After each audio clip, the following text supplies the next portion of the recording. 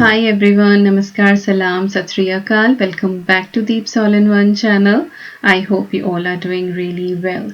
My name is Deepika and I upload here every alternate day about homemaking, mommy's lifestyle. अगर आपको इसी topic से related videos पसंद आते हैं then make sure you subscribe to this channel if you haven't done yet. आप मुझे Instagram, Facebook और Twitter पे भी फॉलो कर सकते हैं for more life updates. सभी के लिंक आपको डिस्क्रिप्शन बॉक्स में मिल जाएंगे। तो चलिए शुरुआत करते हैं आज की वीडियो की और आज मैं शेयर करने वाली हूँ अपना मॉर्निंग रूटीन आप सभी के साथ। एक बहुत ही टेस्टी सी रेसिपी जिसको आप दो तरीके से ट्राई कर सकते हैं। So make sure you watch this video till the very and. और साथ ही जितना भी मेरा मॉर्निंग रूटीन होता है, क्लीनिंग, ऑर्गेनाइजेशन, बेबी केयर, वो सारी चीज़ें आपके साथ शेयर करने वाली हूँ। और ये उस दिन का रूटीन है तब मेरे हस्बैंड घर पर नहीं हैं, वो फिर से इंटरनेशनल ट्रिप पे हैं। और जब लास्ट टाइम गए थे तो कुछ कमेंट आए थे कि दीपिका आप किस तरह से मैनेज कर रही हैं अपना जो रूटीन है वो हमारे साथ शेयर करें। Then I try to capture every moment कि किस तरह से मैं हर चीज़ को मैनेज करने की कोशिश करती हूँ जब मैं अकेली होती हूँ बच्चों के साथ। तो आपने देखा ही है कि सुबह उठ के और सबसे पहले मैं लॉन्ड्री लेकर आई हूँ और मैंने वॉशिंग मशीन को ऑन कर दिया है। जब तक मेरा घर का सारा काम निपटेगा कपड़े जो हैं वो धुल जाएंगे। और इसके बाद जो भी ब्लाइंड्स वगैरह होते हैं घर में या कर्टेन्स हैं वो सारे के सारे मैं हटा दूंगी ताकि जो रोशनी है सुबह की वो आए। और इट इज़ नॉट वेरी सुबह सुबह, जैसे कि मैं 5 बजे उठती हूँ, इट इज़ अराउंड 6-6:30 क्योंकि स्कूल की भी छुट्टी थी और हस्बैंड भी नहीं थे। देन ये था कि चलो जब तक बच्चे सो रहे हैं सोते रहो। बट जब एक हैबिट होती है सुबह जल्दी उठने की तो बहुत देर तक आप लेटे नहीं रह सकते क्योंकि आँख तो खुल ही जाती है। तो वही 6-6:15 के करीब मैं उठ गई थी और उसके बाद बस फिर नीचे आई हूँ, वॉशिंग मशीन ऑन करी और इसके बाद बस अब मैं मंदिर की तरफ आई हूँ। कर्टेन्स हटा दूँगी यहाँ से भी और इसके बाद बस भगवान जी के सामने हाथ जोड़ूंगी, उनको थैंक यू बोलूँगी कि एक और प्यारा सा दिन मेरी ज़िंदगी में देने के लिए। मैं अपनी फैमिली के साथ हूँ और उनके लिए कुछ कर पा रही हूँ और यही सबसे बड़ा आशीर्वाद है ऊपर वाले का कि उसने हमें फिर से एक और दिन दिया है।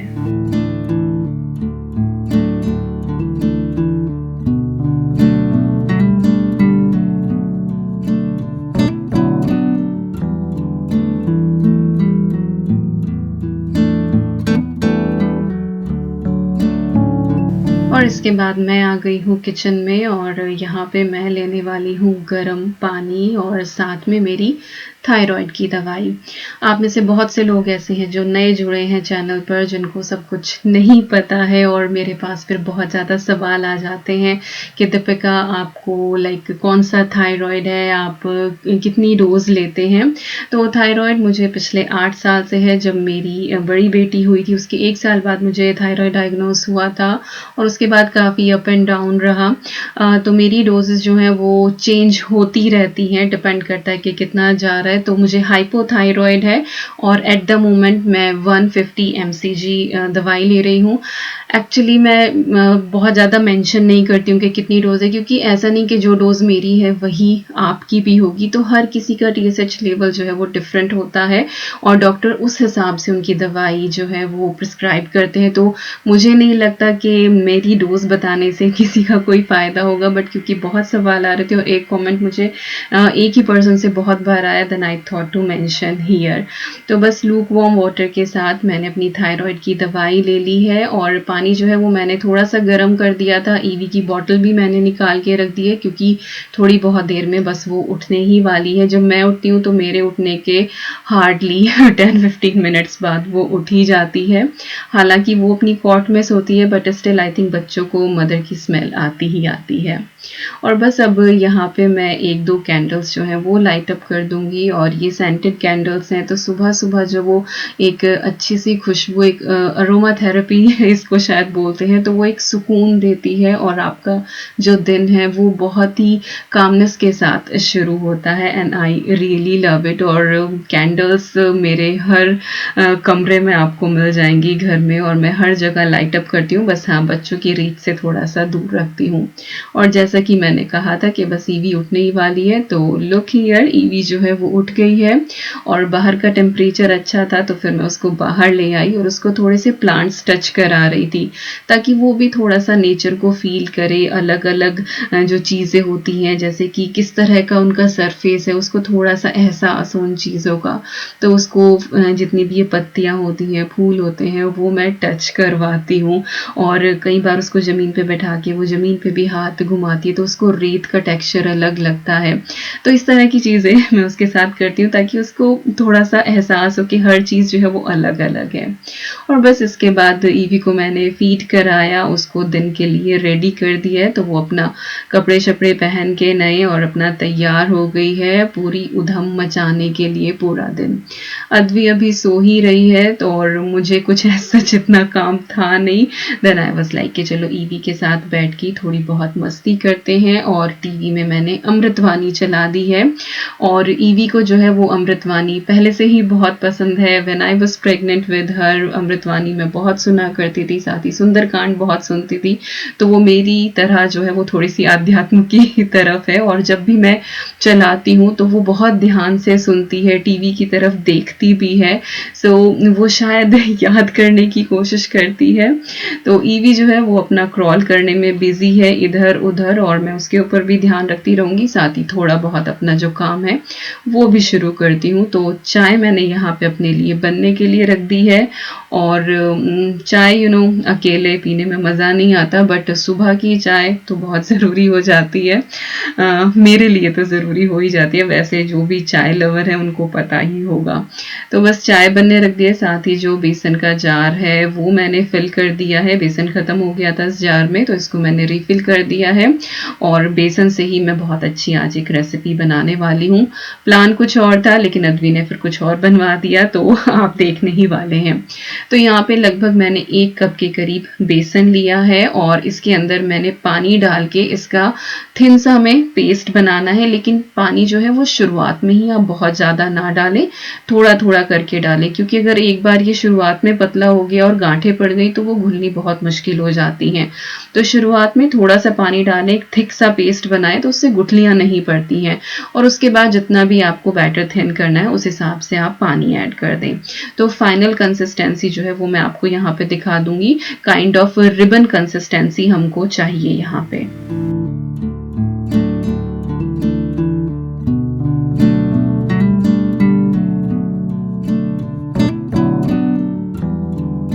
तो बेसन का घोल हमारा तैयार हो गया है। इसके बाद अब हम कुछ वेजिटेबल्स यहाँ पे चॉप कर लेंगे। अच्छा, बेसन और पानी का अंदाज़ा मैंने इसीलिए नहीं बताया क्योंकि बेसन के ऊपर भी डिपेंड करता है। कई बार बारीक पिसा बेसन होता है, कई बार मोटा पिसा बेसन होता है, तो पानी जो है वो उसी हिसाब से जाता है। बस आप कंसिस्टेंसी देख लें कि आपको किस तरह का रखना है। सब्जियों में यहाँ पे बस मेरे पास प्याज है, साथ ही ज़ुकीनी है जो मैंने स्किन के साथ ही मोटी-मोटी चॉप करके इस चॉपर में डाल दी है और अब हम इसको फाइनली चॉप यहाँ पे कर लेंगे। तो मेरा प्लान क्या था? मेरा प्लान था कि मैं वेजिटेबल वाले चीले बनाऊंगी आज सुबह को, पैनकेक। अद्वी को वो भी बहुत पसंद है बट उसने फिर थोड़ा सा मॉडिफाई कराया है। तो यहाँ पे फिर मैंने थोड़ा सा इसके अंदर हल्दी पाउडर ऐड कर दिया, थोड़ा सा रेड चिली पाउडर, सॉल्ट डाल दिया है टेस्ट के हिसाब से, साथ ही मैंने गरम मसाला इसके अंदर ऐड कर दिया है और ये सारी चीज़ें मिक्स करके हम इसको थोड़ी देर के लिए रेस्ट करने के लिए छोड़ देंगे। शुरुआत में जो हमारा बेसन था वो इसीलिए रिबन कंसिस्टेंसी का रखा था क्योंकि सब्जियां जो हैं वो नमक के साथ मिलके अपना पानी रिलीज करती हैं। तो फाइनली जो है ये बिल्कुल परफेक्ट जैसी हमें चाहिए कंसिस्टेंसी, ऐसा ये हो जाएगा। और अब जो है वो रेसिपी का मॉडिफिकेशन शुरू हो रहा है। तो जब चीले हमें बनाने थे तो सिर्फ उतना ही हमको इसको रखना था, लेकिन अद्वी को जो है वो ढोकला खाना था। देन आई वाज लाइक कि चलो आज वेजिटेबल ढोकला ट्राई करते हैं। तो ढोकला का फ्लेवर देने के लिए मैंने इसमें नींबू का रस डाला है, स्टोर बोर्ड था मेरे पास, और साथ ही मैंने थोड़ी सी शुगर ऐड करी है। मिक्स करके उसको मैंने साइड पे रख दिया है और यहाँ पे मैंने एक थाली ले ली है स्टील की, छोटी सी है ये, और ये अद्वी की ही है, उसकी नानी ने दी थी जब वो हुई थी। और इसके ऊपर मैंने बिल्कुल थोड़ा सा ऑयल लगा के इसको चारों तरफ से अच्छे से ग्रीस कर लिया है।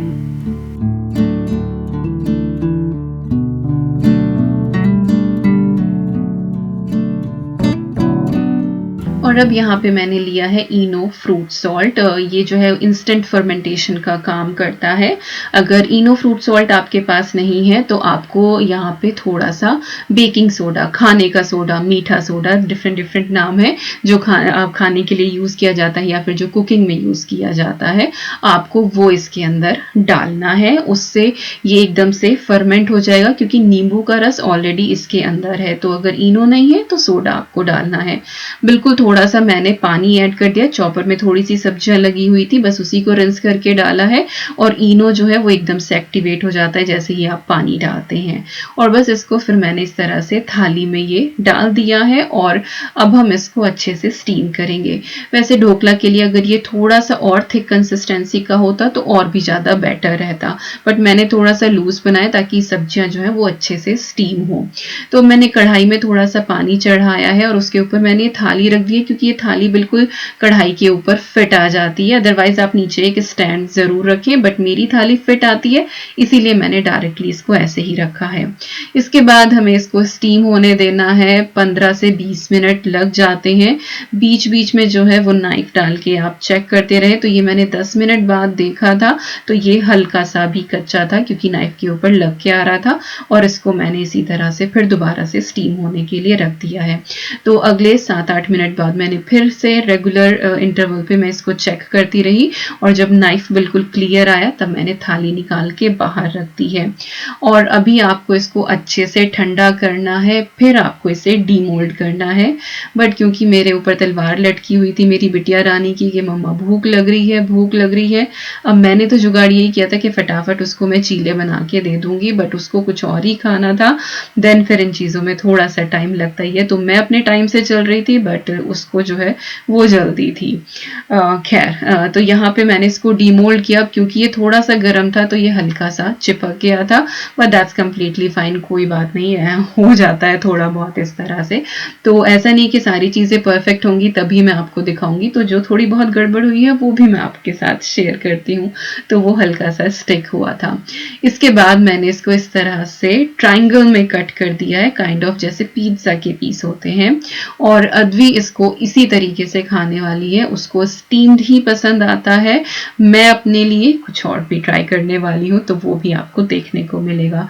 तो थोड़े से टमाटो केचप के साथ मैंने अद्वी को ये सर्व कर दिया है और बस उसका खाना पीना हो गया है। मीनवाइल यहाँ पे मैंने ईवी को भी आधा बनाना मैश करके फीड कर दिया था। तो उसका ब्रेकफास्ट मोस्टली फ्रूट बेस्ड ही होता है, तो सुबह उठ के दूध पी लेती है और उसके बाद फिर मैं थोड़ा सा उसको बनाना या फिर मैं उसको एप्पल दे देती हूँ थोड़ा सा स्टीम करके। तो यहाँ पे अब ये दोनों बहनें खेल रही हैं और लिविंग रूम की हालत आपने देखी है कि क्या हो रही है।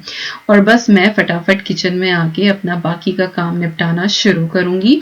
और इसी दौरान मैंने शावर भी ले लिया था। जब मुझे लगता है कि हाँ बच्चे बिजी हैं आपस में तो बस अद्वी को बोल के चली जाती हूँ कि I am going for shower, तो वो ध्यान रखती है और भी ज़्यादा। और शावर तो खैर बस क्विकली 5 to 10 मिनट का ही होता है आजकल। बस पानी डालो, साबुन लगाओ, पानी डालो and that's it, all done. But हाँ आज मैंने सर भी धोया है और बस फटाफट आके दिया बाती करके मैंने डिश वॉशर जो है उसको खाली किया है क्योंकि और बर्तन इकट्ठे हो गए हैं तो वो बर्तन मुझे डिश वॉशर में लोड करने हैं। कोई मुझसे पूछ रहे थे कि डिश वॉशर इंडियन कुकिंग के हिसाब से कैसा है, तो मैंने अभी जब से हम इस घर में आए हैं तभी से डिश वॉशर यूज़ करना शुरू किया है। मोस्टली बर्तन मेरे स्टील के ही हैं और ये बहुत अच्छे से क्लीन करता है। डिफरेंट डिफरेंट सेटिंग है इसके अंदर, अगर बहुत ज़्यादा है तो आप और हाईएस्ट टेम्परेचर पे कर सकते हैं। For me it is working really good and it is a blessing in the kitchen. तो जब आपके घर में कोई हाउस हेल्प नहीं होती है तो इस तरह की जो चीज़ें हैं वो बहुत हेल्प करती हैं। तो देखिए यहाँ पे कपड़े जो हैं वो भी अच्छे से वॉश हो गए हैं और बाहर जो है वो धूप नहीं निकली हुई है तो कपड़े मैं बाहर नहीं डालूंगी, इनको बस मैं डायरेक्टली ड्रायर में लोड कर दूंगी।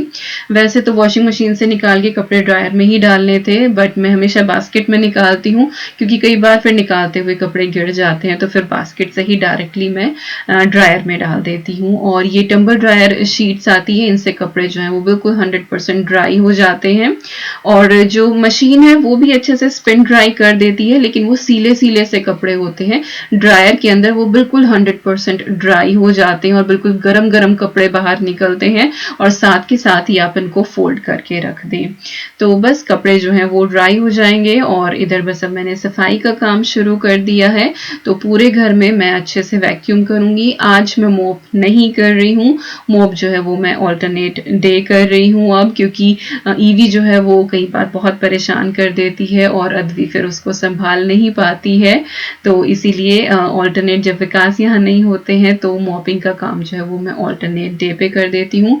और मोस्टली जो टाइम है हम लोग नीचे ही स्पेंड करते हैं, ऊपर तो बस सोने के लिए ही जाते हैं, तो ऊपर का फ्लोर तो ऑलमोस्ट क्लीन ही पड़ा रहता है। बस सुबह को बेड वगैरह बना दिया और वैक्यूम हो गया, दैट्स इट। और मोप जो है वो एक्चुअली मैं रात को किचन में तो ज़रूर करके सोती हूँ एवरी डे, लेकिन जैसे सुबह को वैक्यूम करके या झाड़ू पोछा जैसे होता है, तो सुबह को जो है वो अब मैं ऑल्टरनेट डे पे कर रही हूँ। बट किचन में तो एवरी डे होता ही है, बट हाँ रात को करके, क्योंकि किचन जब तक अच्छे से क्लीन ना हो ना रात को, तो फिर मज़ा नहीं आता है। और सुबह को क्लीन किचन में एंट्री इज़ बिंदास एंट्री, मज़ा ही अलग है उस चीज़ का।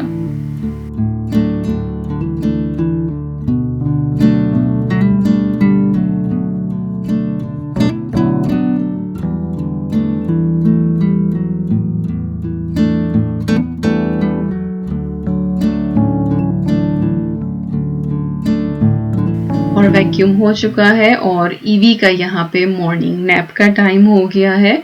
और क्योंकि वो अद्वी के साथ खेल रही थी तो इसीलिए मैंने उसको बेबी कैरियर में नहीं डाला था। अदरवाइज ये हमारा एवरीडे का एक रूटीन होता है मेरा और ईवी का, कि मैं उसको बेबी कैरियर में डाल के पूरे घर का वैक्यूम करती हूँ और वो उसी टाइम पे सो जाती है।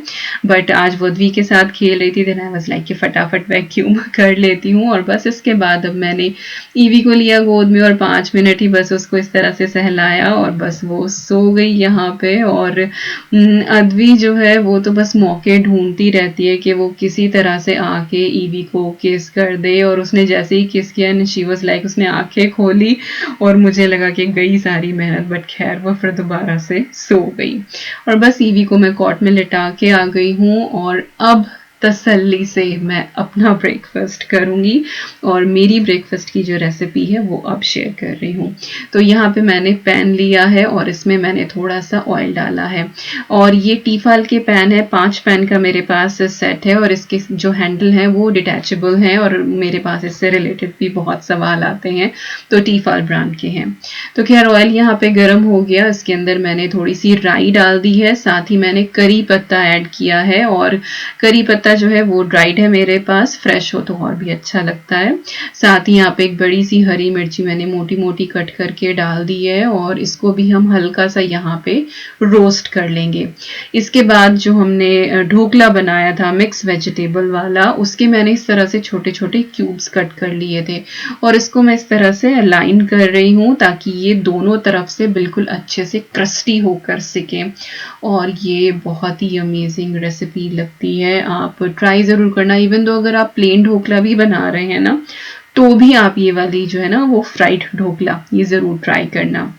और जब ये एक तरफ से अच्छे से ब्राउन हो जाए तब आप इसको पलट के और दूसरी तरफ से भी सेक लें, तो इतना क्रंची इनकी आउटर लेयर हो जाती है और अंदर से ये सॉफ्ट सा रहता है, बहुत ही टेस्टी लगता है और kind of very healthy as well. और बच्चों को जो है ये चीज़ें बहुत पसंद आती हैं। बट हाँ, मेरी बेटी ये तड़के वाला नहीं खाती, लेकिन हाँ प्लेन ढोकला, इडली, डोसा, ये सारी चीज़ें उसे खिला लो and I feel so good some time कि हाँ वो सारे क्यूजीन जो है वो इंजॉय करती है। तो बस यहाँ पे जो मेरा ढोकला है वो अच्छे से रोस्ट हो गया है, क्रंची हो गया है, और इसके ऊपर मैं यहाँ पे थोड़ा सा टमाटो केचप ऐड कर रही हूँ। आप अपने टेस्ट के हिसाब से कोई भी डिप इसके ऊपर डाल सकते हैं। और साथ ही यहाँ पे मैंने इसके डाला है थोड़ा सा जलजीरा मसाला, चाट मसाला भी आप डाल सकते हैं, इससे और अच्छा फ्लेवर आता है। और बस गर्मा गर्म ये फ्राइड ढोकला आप ट्राई करें। जब भी ट्राई करें मेरे साथ पिक्चर्स इंस्टाग्राम पे ज़रूर शेयर करना। दिल को बहुत खुशी होती है जब मेरी बनाई हुई कोई भी रेसिपी आप लोग ट्राई करते हैं और फीडबैक भेजते हैं। Feels so good. और बस यही था मेरा बिजी मॉर्निंग रूटीन। हालांकि इस वीडियो को मैंने शाम तक रिकॉर्ड किया है, तो इसका पार्ट 2 भी आने वाला है जल्दी, so stay tuned and keep on watching. और बस इसी के साथ एंड करती हूँ आज की वीडियो का। आई होप आपको ये वीडियो पसंद आई होगी। कुछ भी अच्छा लगे तो like, share, comment and subscribe. और मैं मिलती हूँ आपसे बहुत जल्दी। Till then you guys take care and I am sending lots and lots and lots of love to you all. Thank you so much for watching. Take care and bye bye.